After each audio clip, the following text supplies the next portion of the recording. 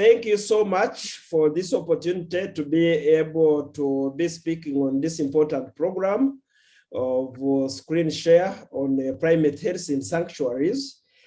As the modulator, Mr. Kruger has already introduced me. I'm Dr. Lawrence Mugisha. I'm a veterinarian, with a master's in wildlife health, and also a PhD rated in wildlife field.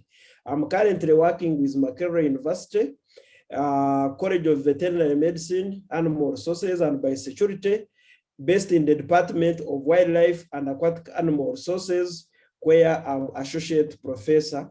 But previously, I worked as a veterinarian and a sanctuary manager and operations director for the Ngamba Chimpanzee Sanctuary, located on Lake Victoria, one of the PASA sanctuaries here in Uganda. I worked there from 2000.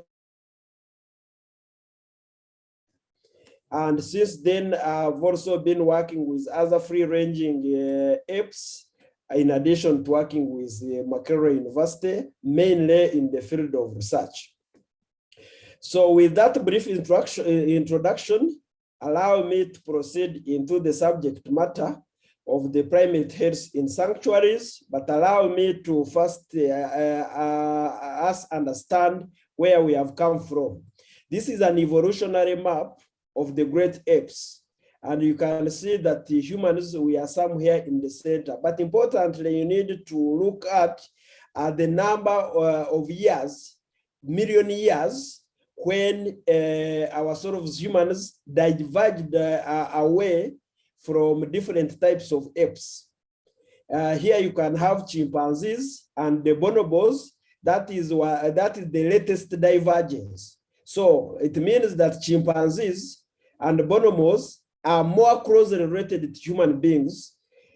The gorillas and the other apes, including orangutan, are related to us, but diverged away a little bit much earlier, 13 million years for orangutans, for gorillas, 5 million years. But in terms of genetic composition, we are very closely related in terms of DNA. For chimpanzees, the current literature puts it at 98% close relationship.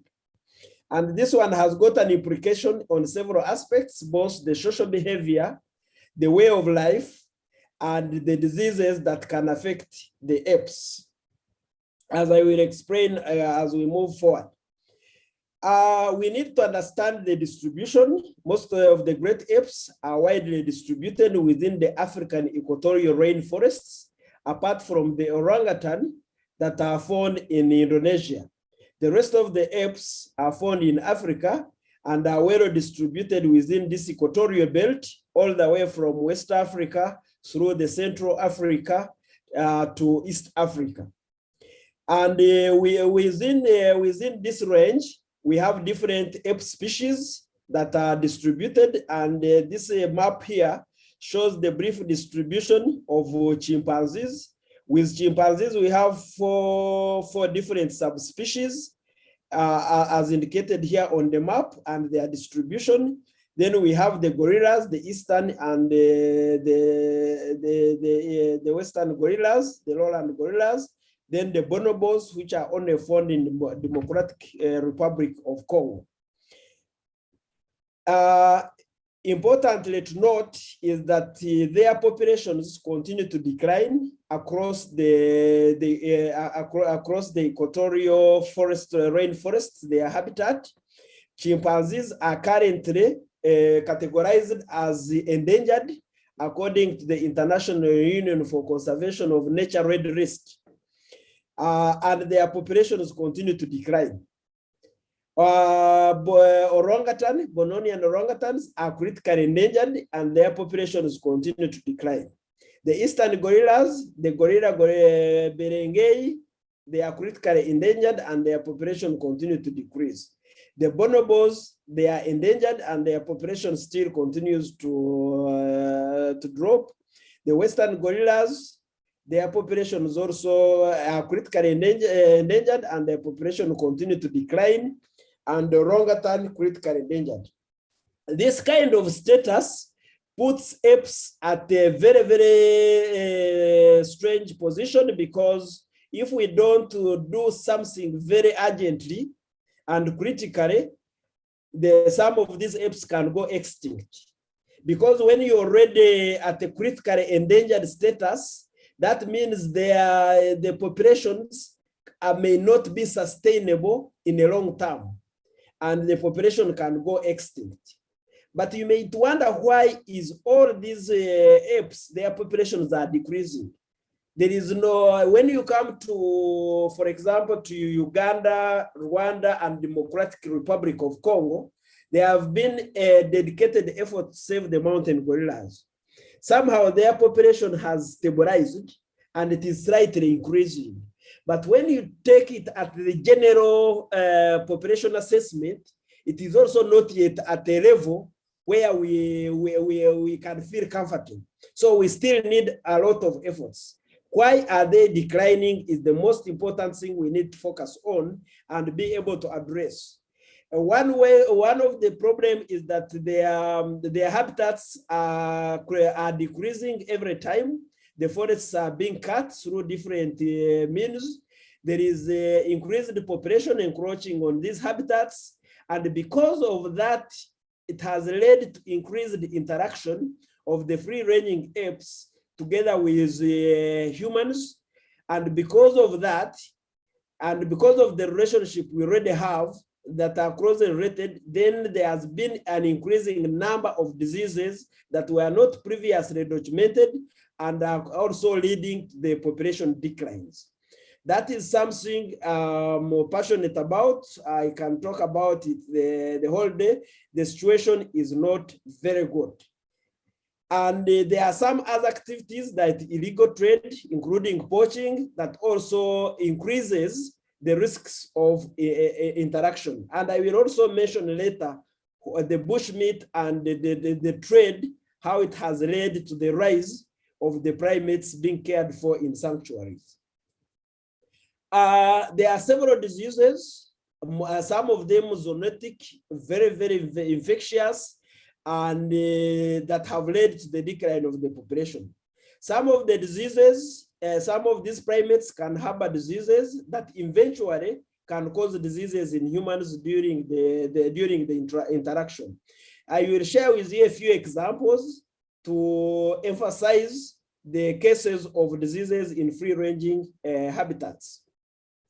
We have several reports, including the Ebola outbreak within the population of gorillas and chimpanzees, especially in Central Africa, that has been attributed to 50% decline of the gorilla population in Central Africa. We also have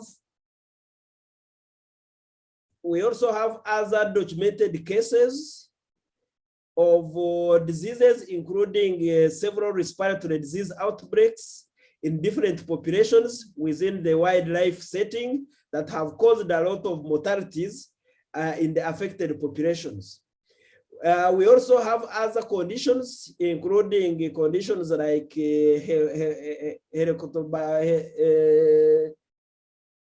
including measles. For example, the Ugandan population sometime back in 1996, there was a case of a measles outbreak in gorilla population, and we had to do a quick response to stop the spread of measles within the gorilla population.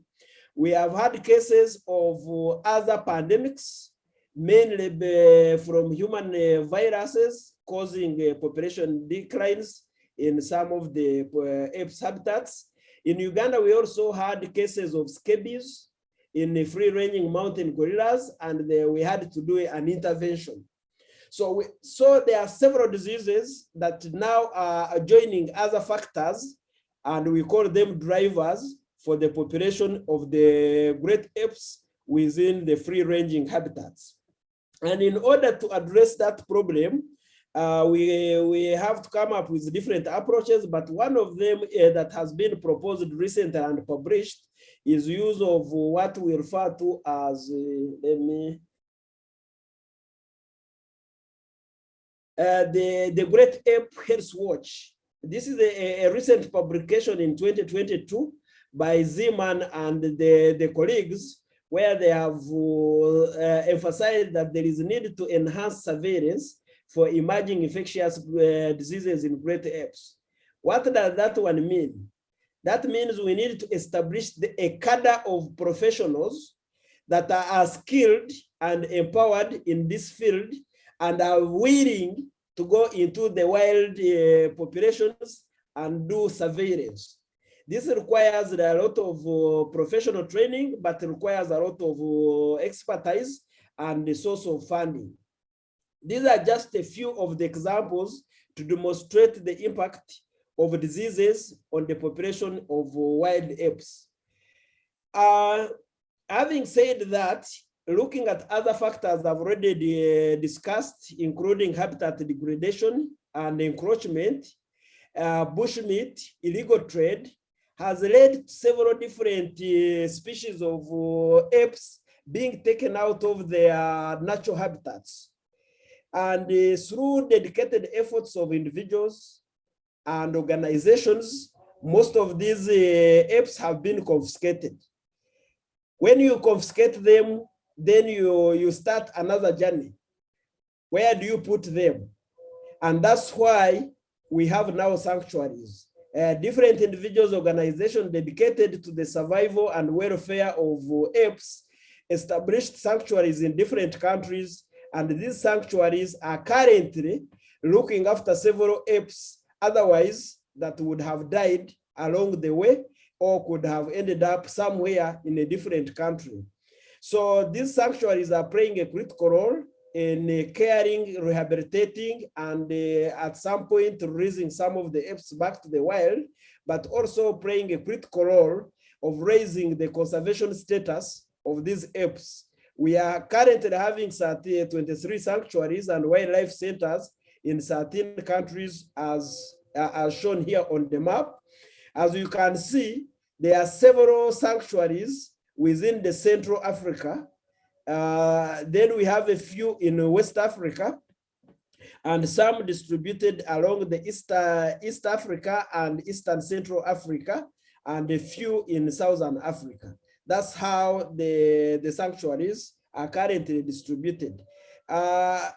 If for some participants who are here, you may be wondering what is PASA. PASA is Pan-African Sanctuaries Alliance that brings all these sanctuaries together so that they can combine efforts in trying to secure and protect these and care for these primates that end up in sanctuaries. But also they carry out a lot of campaigns and awareness to stop illegal trade, so that we don't get more apes and other primates within sanctuaries. Currently, we have over 3,000 apes and monkeys or primates within these sanctuaries I've mentioned, mainly chimpanzees, bonobos, gorillas, and other monkeys. Even within sanctuaries, once these apes and monkeys are within sanctuaries, they need care. Importantly, they have been brought into the facilities or the environment that is not completely natural. We could be having some free, open enclosures in forms of habitats. We could be having indoor enclosures in terms of providing housing and protection for the rescued apes and monkeys. But now they are within a new environment where they need extra care. And one of those care is about to ensure that they remain healthy throughout their entire life when they are within the sanctuary, or until that critical time when it is ready, we are ready to introduce them back to the wild. But we have faced challenges of several diseases that have affected these apes and monkeys within sanctuaries, and some of them leading to actually deaths. And as sanctuaries, we had to establish what we call the veterinary care program. All sanctuaries are required to have a veterinarian or an animal scientist care who is trained in animal health as one of the staff within the sanctuary to ensure to monitor the health together with the caregivers, the health of these animals. But some of the conditions are very complex that you may not easily get to know, but other conditions you can easily identify and be able to intervene. So I share with you a few examples to show that actually even in sanctuaries, there are several diseases. Between 2008 and 2011, I was doing a PhD when I was still working at Ingamba Island Chimpanzee Sanctuary. And I had an opportunity of working with Robert Koch Institute in Germany. And because of that, I was able to analyze all the samples from chimpanzees on Ingamba Island for several conditions, including viral. So what I share with you here is that actually these animals, chimpanzees, at Ingamba Island are carrying a wide range of different viruses. Adenoviruses, semi-anopheles viruses, gamma herpes virus, hepatitis B virus, and I don't want you to be scared. Most of these could be carried naturally without causing a disease until a time, maybe when the conditions and there are other predisposing and other underlying factors that some of these viruses can rise and cause diseases. But we have to be cautious because most of these viruses have got the potential to be transmitted between the chimpanzees or other apes within sanctuaries, between the apes and the humans. And the resultant effect can be fatal. We know that hepatitis B can be a fatal disease. It can cause acute infections, but it can also cause chronic infections that can affect the lifespan of those resident animals in the sanctuary, including the caretakers. We have also reports of other conditions like Helicobacter species, including novel ones, being documented and found both in wild and wild-born captive chimpanzees. We have other cases of reports where we find that these apes are colonized by several different bacteria in different regions of the body that at some point they can cause a disease. And I've already mentioned about even in sanctuaries, for science, you can say it is good. We can be able to find that there are even new viruses which we didn't know. Even among the herpes virus, for example, during my study, I was able to find a new herpes virus that was not previously documented. And I like there is a new article published recently in 2020, which did a review of research in primate sanctuaries. And the findings were that most of the sanctuaries don't have the required technical capacity to be able to perform some of these diagnostics and the high-level research at this level. Whereas sanctuaries have conducted research in different fields, the field of diseases is still challenging. I am proud all veterinarians that have taken interest and have been trained in different in this field of ape medicine and ape health that have actually played a very great role in intervention and saving lives of these animals in sanctuaries. Importantly, the skill has been transferred to save and protect the apes and other primates within a free-ranging wildlife. Quite often, vets from sanctuaries have got a lot of experience, and they have been called on several occasions to go into the wild free-ranging populations to intervene. Part of the veterinary health care program is housing and care. And this could be both indoor and outdoor enclosures.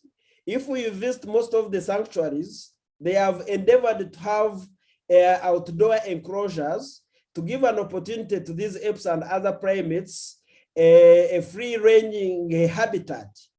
Most of those enclosures may not be sufficient to meet all the needs of these apes, and that's why all sanctuaries also have indoor enclosures. The process of managing a sanctuary and managing animals within a sanctuary is quite complex, and we can have a discussion for that subject another time.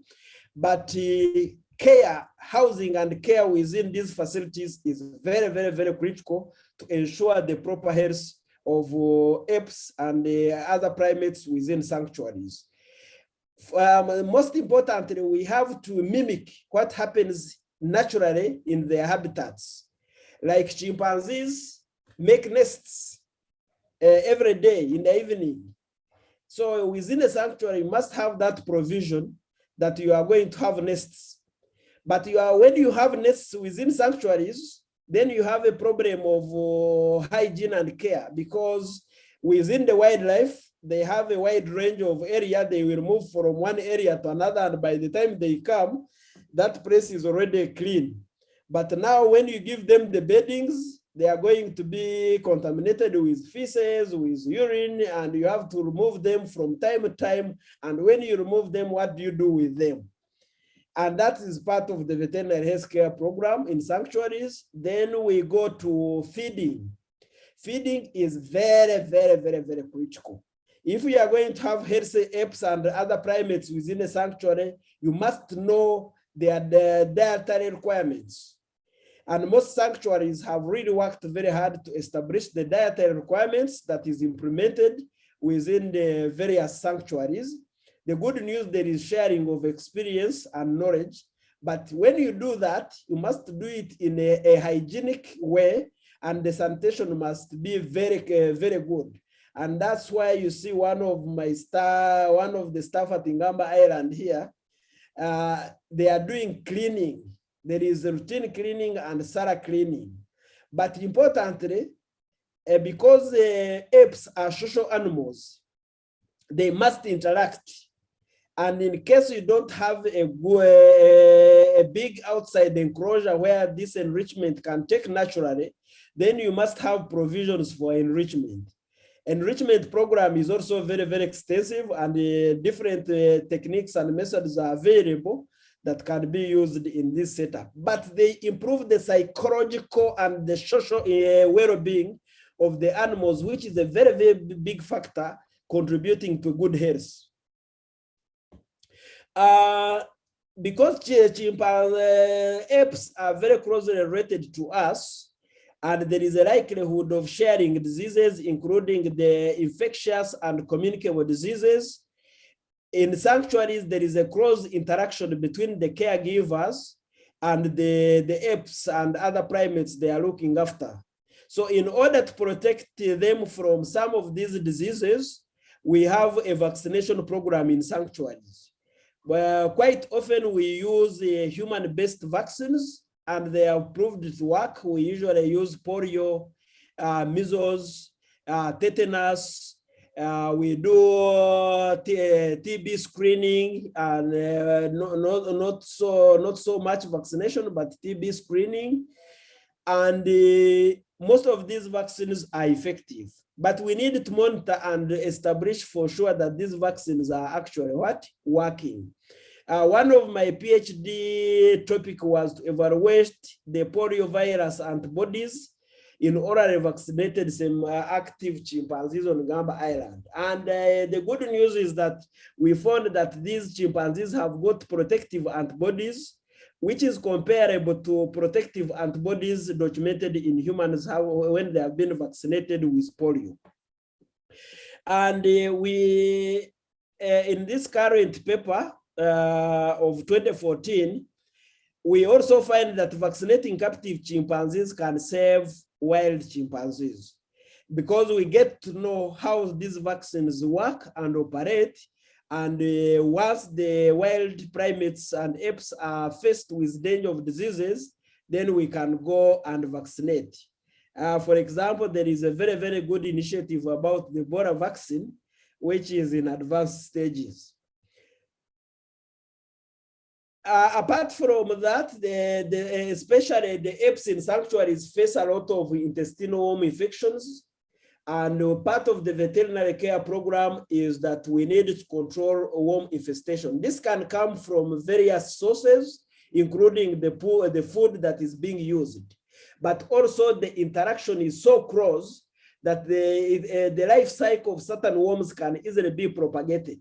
And if you don't have a clear program to check the presence and absence of intestinal worms, it can be a challenge. So food, good hygiene, both in terms of housing and in terms of feeding, is very, very critical to control worms, but also undertaking routine checks through microscopy, and also having routine deworming. Usually we recommend deworming every after 3 months, using different antihelminthics and antiprotozoas.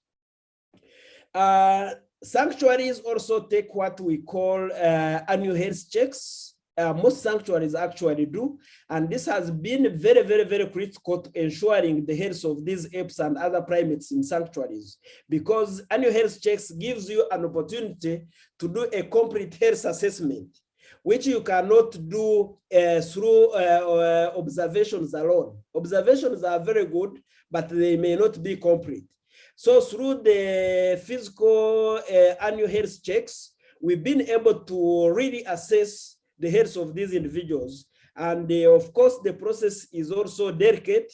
You have to be very well prepared and ensure safe mobilization for both the animals and also the caretaker and the vets involved.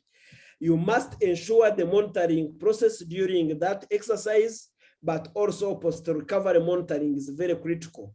But when we do that, we really have a direct observation at a very close, short distance, and we are able to see things we are not able to see at a distance.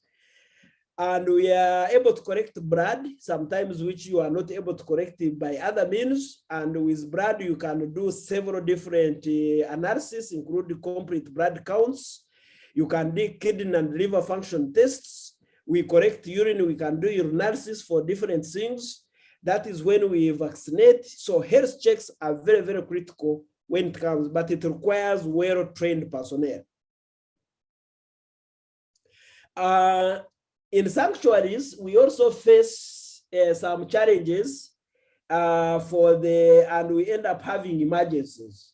And most of these emergencies can be due to fractures through individual and group aggressions, or falling from a tree, and eventually you get a fracture. And that is an emergency. You must have a mechanism of how you are going to deal with emergencies, because at the sanctuary, you may not have facilities to allow you manage a fracture. That means you need to have established rapport and relationship with other facilities outside the sanctuary where you can easily manage this kind of fractures. Here in Uganda, we've been working with some hospitals, and they have been very good to us when we go with our affected individuals. And the medical doctors also learn, and we learn from them. Sometimes you can get very, very dangerous wounds that require the animal is immobilized and removed from the rest of the members and manage the wound until they are fine. And then you can go back and take them back.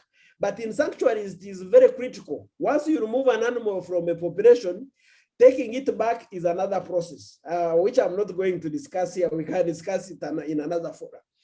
And the other emergencies that can come, like some time back, we had the hernia in one of the chimpanzees that came abrupt and it needed an emergency, and we had to deal with it. There are other frequent conditions when you are managing the sanctuary, and these ones are almost unavoidable. You are always faced with the challenge of diarrhea. You are always faced with the challenge of respiratory conditions. When I had started working at Ngamba Islands Sanctuary, this was one of the biggest nightmares. But along the way, we discovered that the challenge was about hygiene and also not being critical on observing the staff. Once we discovered that, we were able to reduce the number of respiratory conditions and also diarrhea, but it can be a nightmare and very difficult to deal with. Part of the veterinary health care preventive care program, it requires that we do not only focus on the animals in the facilities, but also looking at the caretakers and other visitors that may be coming to the facilities. So for staff, we also do what we call routine staff health checks, and these are annual, and we do a number of checks, and also correcting them against certain diseases.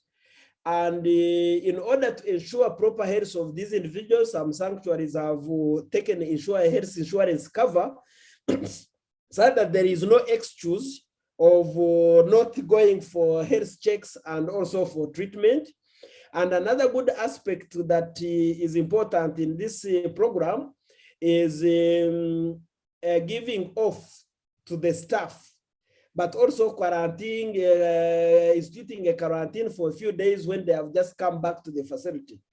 This can be done on staff, but also in animals. The neuro-acquired animals first go through a quarantine process, and that one also has got its own requirements. So all these are elements, and the sanctuary, they come up with what we call standard operating procedures for dealing with each of these components that I'm discussing here. Definitely, you must have a work plan. It can be 1 year or 2 years, but you just need to know when you are going to do, when you do routine observations, at what time of the day do you do routine observations? If you are going to deworm, when do you do deworm? If you are going to do deworming 3 times in a year, how do you schedule your deworming? What type of dewormers are you going to use? If you are going to do health checks, when are you going to do it? And other interventions. All of that requires, it is part of management. If you don't pay attention to it, then you can miss out to some of those activities which can endanger the lives of those animals in the respective sanctuaries. Definitely, some of the interventions require money, and the sanctuaries, we have to spend some time mobilizing resources. When I was still at Ngamba Island, because we used to get tourists, I gained a lot of skills in marketing, and I spent part of my time talking with visitors, and we ended up getting a lot of donations in terms of equipments, in terms of direct donation, in terms of cash, in terms of even for some people volunteering to come and provide their expertise. So if you are a vet managing a sanctuary and you think you are going to provide health without bearing in mind that there is need for money, and you should also participate in raising funds, it can be quite challenging in delivering good health to the animals you are caring about. That's why I brought this slide here. And having said that, I wish to spend more time probably in getting feedback and discussing. So I wish to stop here and thank you for attending and being available. We can discuss. Thank you so much, and over to back to the moderator. Thank you, Prof Mugisha. Really very short but comprehensive summary of healthcare among primates in sanctuaries. I was wondering how you are going to cover such a vast topic in such a short time, but you did really, really well. Everybody, the floor is now open for questions and comments, and you're welcome to use the reaction tools at the bottom of the screen, or you can type in the chat. We would welcome your participation. This is a rare opportunity to speak to somebody who is a true expert on this particular subject. Dr. Mugisha, if I may ask a first question. You mentioned that you are in need of staff that would be observing primates in the wild to pick up symptoms or signs of disease. Would staff like that be veterinarians, or would it be rangers that are well trained? Would it be perhaps conservation students that could do their internships with you? Who would and how does where does that fit into the whole conservation picture?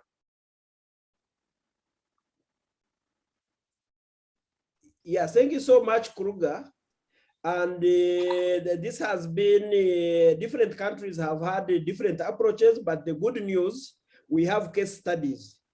In Uganda, we have some programs with mountain gorillas, but also chimpanzees. We have the gorilla doctors for mountain gorillas who have established a full-fledged program for the gorilla health monitoring. And it has a capacity building component where veterinarians are trained along with the rangers and the other researchers and animal caregivers to be able to observe the behavior of these gorillas in their natural setting and be able to take some records in relation to health, but also behavior. And that data is collected and being reviewed and analyzed frequently. And quite often the reports are shared with veterinarians resident for that facility, and the intervention can be arranged. That has worked quite very well with mountain gorillas. It has also worked well here in Uganda with the Budongo chimpanzee facility for chimpanzees. But also we have got some other sites that are doing research and tourism that incorporate the health aspect, whereby the rangers are trained to make observations. And once they see something very strange, they come back and report. This kind of program is also being carried out in other areas like Côte d'Ivoire in Ivory Coast, led by one of my colleagues from Robert Koch Institute in Berlin and Max Planck Institute in Leipzig. And because of those experiences from those major sites, we are continuing to see so many sites coming up within the free-ranging habitats as part of caring and conserving great apes. So there is a lot of capacity building we have built across Africa, that if there is any site that needs training, the training is available. And that one has already improved, and the sanctuaries have played a critical role. The vets have trained while I was at Ingamba Island Chimpanzee Sanctuary are now working with free-ranging apes. And I feel very proud when I see them doing good work. Thank you so much. Yeah. As you should. There's a comment in the chat. We will send you the details, make sure it gets to you, from John and Margaret Cooper. Hi, Lawrence. Thank you for your interesting lecture. Have you seen our 2017 book about gorilla pathology and health? Contact us when you get time, please. So we'll send the contact. Professor Cooper is my friend, and Margaret Cooper. We worked when I was doing my master's. Professor Margaret and Professor Cooper they were my lecturers, and I was a pioneer student for a master's in wildlife health and management. So they were my lecturers. We also discussed that book with them some time back. At some point, I lost track. But now I'm glad that this book is out. Professor Cooper, I will be welcome. Contributed somehow. Thank you so much. I know it. I'm very excited that it is out. Can we say something, Johan? Yes. Oh, yes. Yes, Professor Margaret and Professor. It's wonderful to see Lawrence again. Yes, we did a lot together 20 years ago in Uganda. I should say, we have got much older. He's no older, but he's obviously a rich man. Look at his appearance. He looks like a silverback who's achieving a great deal. It's great to see you, Jumbo. Habari gani? Jambo mzuri. I Asante will be happy sana. to see you back. Yes, and Margaret will When say. you expect my copy. Well, you contact us at email. We tend to go back to we tend to go back to Kenya now, but if we get an invitation to Uganda, we might come. Let Margaret say something to you. Well, You are invited. Thank you. thank you. It's very nice to see you again. When we first met you, you were our student. Now we have to call you Professor. or we'll call you Mzee. Yeah, Mzee. Yeah. That's an old, you know that, I imagine, Johan. It means an old man. It's a term of respect. But I get it as much. People are much more polite to old people in Africa, as I've mentioned before. and we say that we ourselves went to visit in Gambier Island once or twice and saw some of the work there. But it's very interesting to hear that and how important the health care of the animals and the staff are, both for the individuals and for the wild animals. And I'm sure that you must be passing on those skills to your students and for the benefit of conservation. Well, it's wonderful to see how the work that you two have done is, you know, carrying on. That's the investment of education, you know, it carries on, it doesn't stop. So proud work. It's lovely when we meet people and they've, you know, we're only one little bit of pepper compared with all the other people who've provided things, but they come back and they've not just enjoyed our work, but they've taken it away and then gone on and made their own careers. And it's one of the pleasures we have when we come back to Africa, even though, you know, we're getting on a bit now, but we're still trying to do that when COVID doesn't restrict us. Let's hope COVID leaves you alone for a while so you can travel a little bit to Africa. Yeah, Thank you very much. Congratulations to Lawrence. Yes, and we'll stay in contact, Lawrence. Professor Lawrence. Mzee. Thank you. Yeah, there is a question in the chat. How do you deal with infant primate? Actually, one of my job, when I just started working at the Ngamba Island Chimpanzee Sanctuary, I had not even gone to the island. I got an assignment to go and rescue a small baby chimpanzee from Arua district, northern Uganda. And it was also my first time to fly on the UN plane. So I ended up in Arua. I had never held a baby chimpanzee, but when I reached there and I saw the baby, it jumped into my chest. And from that time, it was my baby until I flew back to Uganda. And then I stayed with that baby in the quarantine facility at Uganda Wildlife Authority, in Uganda Wildlife Education Center in Uganda. And looking after the infant primate is like looking after your own baby. That is how briefly I can summarize. They require a lot of attention. They require a lot of care. You need to be very friendly, very observant, feeding, making sure where they are asleep, they are okay. You establish a bond. And after that bond, you feel you never want to let go. That is one of the things that happened to me. So I hope I have answered you. That's a fantastic and a fascinating answer. Much more than expected. So a personal question, I guess. What is your favorite primate? Excuse me? Which is your favorite primate? If you have a favorite. Oh, if you could yes, have one. I've seen all the primates, but chimpanzees are my favorite because okay. they are too clever that you really need to understand them and understand you. I always feel very delighted, even when I am no longer working directly with Ngamba Island Chimpanzee Sanctuary, but whenever I travel back and the chimps see me, all of them, they rise up and scream and they still have the memory of me. And I have that attachment. I have a chimpanzee specifically called Daruma, now is the alpha male at the Uganda Wildlife Education Center. That is the first chimp I rescued myself. And I still have that kind of attachment. So chimpanzees are my favorite, though I like all the apes. Thank you. I think we should do a presentation when you are at Ngamba Island and you introduce yes, we can do it. Yes. That will be interesting. I think we should work on a presentation like that.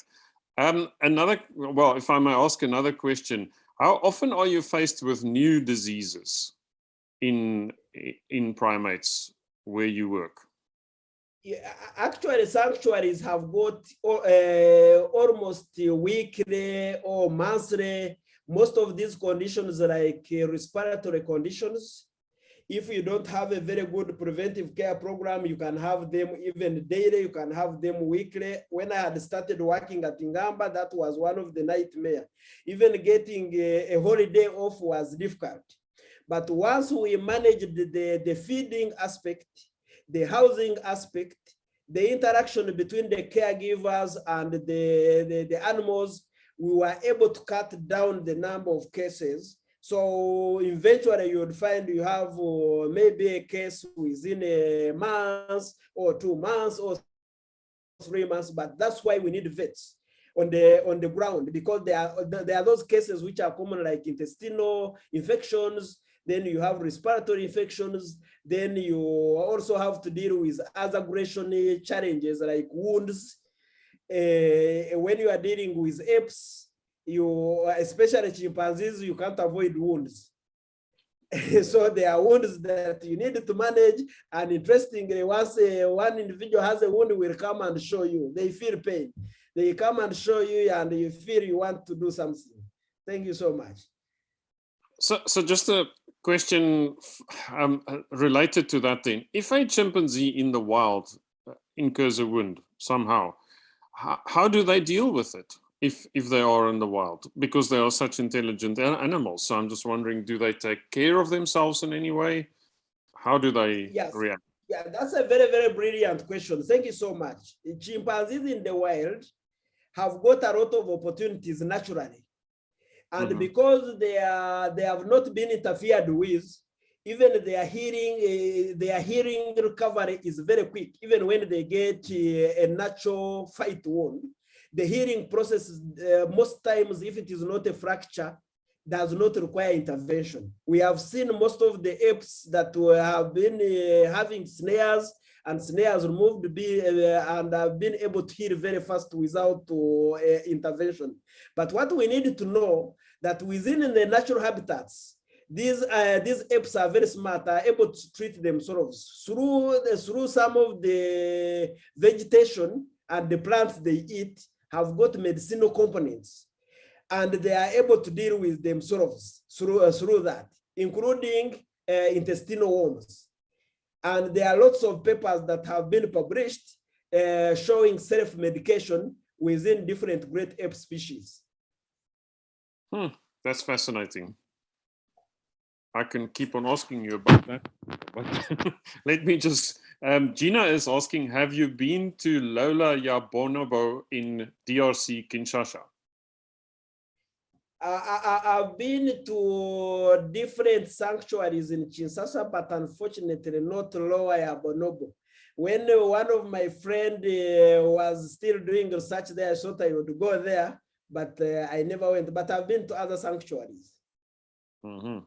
I am guessing that Gina's got a different favorite primate. Yes. She's recruiting you. Oh, I can help.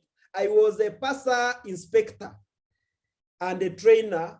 So I've been in different sanctuaries, one doing inspections of sanctuaries for accreditation, but I've also been in sanctuaries to help train vets to do their jobs within the sanctuary. So I'm still available, I can still do it. If veterinarians would like to specialize in primate health, are there additional qualifications like certificate courses or diploma courses they can enroll for, or is it on-the-job training? How does that happen? Should they wish to specialize? Usually it is on-job training, and you must speak special interest in that field. After you have finished your Bachelor of Veterinary course, you speak interest and you go and do internships. For example, if you do internship at the Uganda Wildlife Education Center, then you begin to acquire skills. You go and do internship at the Ngamba Island, you are gaining skills. You go and do internship at Budongo, you are gaining skills. You go and work with gorilla doctors, you are gaining skills. Once we identify individual vets with that interest, we specifically promote them to go for those trainings and exposures. Okay. And that's how we've been doing it. I've seen a question that, have you been at Chimp Eden? Yes, I've been at Chimp Eden in South Africa more than once to support the sanctuary management, but also to do an inspection. Wonderful. And any interaction with Jane Goodall? And yeah, what was your experience with Dr. Goodall? John Goodall is my mentor, and I'm glad that I've had a face-to-face interaction with her. And I read so much about her, I still admire her. So some of the motivation and the interest I have in ape conservation comes from Jane Goodall's journey. Oh, fantastic. And Thank you. I have with me here to show a small diary, which we did when Jane Goodall visited us. And I have some photos of Jane Goodall there with us. So I keep looking at it many times. Wonderful. Great memories, eh? Then we have a question here from Barbara. Have you observed any self-medication in sanctuaries? Is there any effort to plant the medicinal plants to the enclosures in the sanctuaries? That's an interesting question. Yeah, in Ngamba, actually in Ngamba, we even did a research. We had one of the students, I don't remember his name, but we were also assessing the plants at Ngamba Island, including the medicinal component. We have seen chimpanzees go for specific trees, and they go for specific part of the trees. And in some of the trees, they just fold the leaf and swallow. And that has been documented elsewhere, and that is part of self-medication. And we encourage sanctuaries with outdoor enclosures to actually plant some of those medicinal plants. So just a follow-up question on that, those medicinal plants that they are frequenting, have they been researched for human health purposes? Interestingly, in Uganda, we have under the Uganda Wildlife Act, we have the user rights. And the population have interacted and lived with these animals for a very long time. And quite often populations cross such habitats, they go into those habitats for the same plants for medicinal purposes. That makes so sense. They provide a clue of what can be used. Definitely. I mean, that's a service that they render to us free of charge. Yes.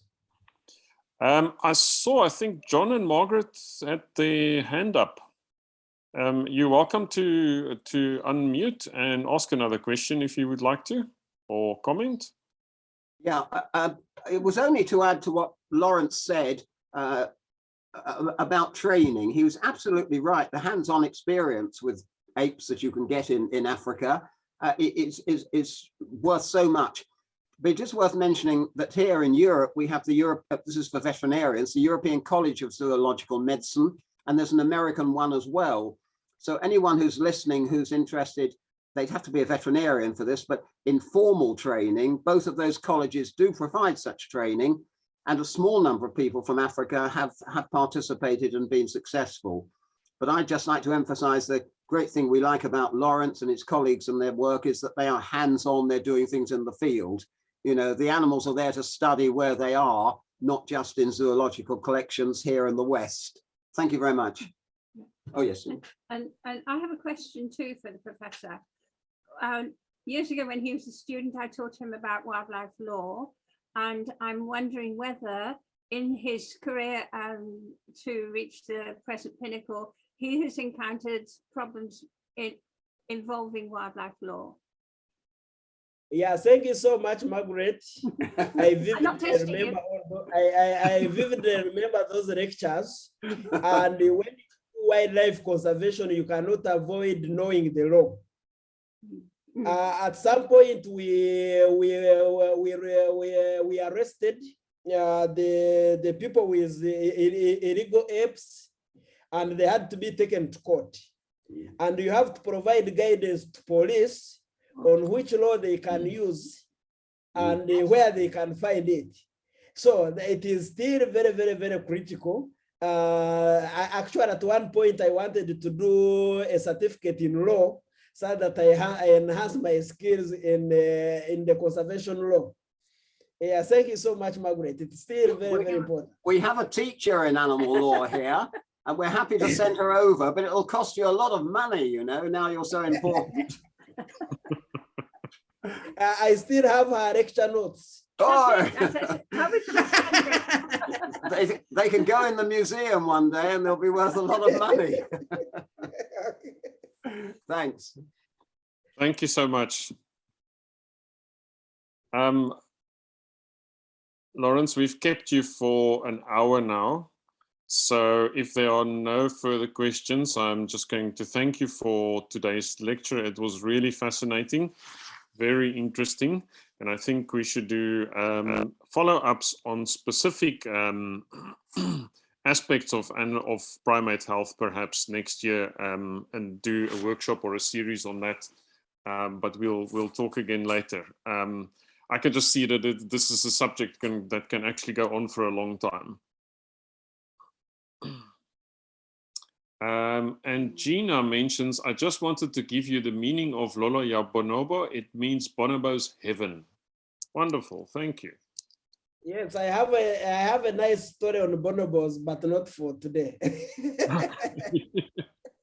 You're welcome to share.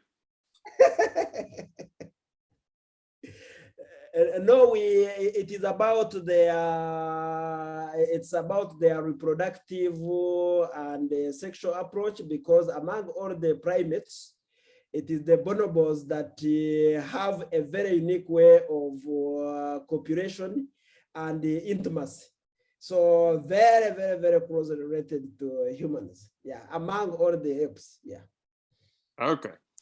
Thank you very much. We will see to it that it's a +21 audience when we do that lecture. Thank you very much. Thanks, Doctor. I would like to thank all the contributors and collaborators to this series, Makerere University for providing the primary audience to this series, and also today's wonderful lecturer. Then also PASA, the Pan-African Sanctuary Alliance, Jean, who made a critical contribution to coordinate with the other speakers, and then also Gladys Kalema Zikusoka. She was wonderful on the first lecture that she delivered, and her NGO as well. And then also GRASP and all the lecturers, Johannes Refisch and the 2 lecturers that participated last week. Thank you so much for your contribution. We really appreciate it. This whole series will be available on YouTube, and it's freely available for everybody to learn from it.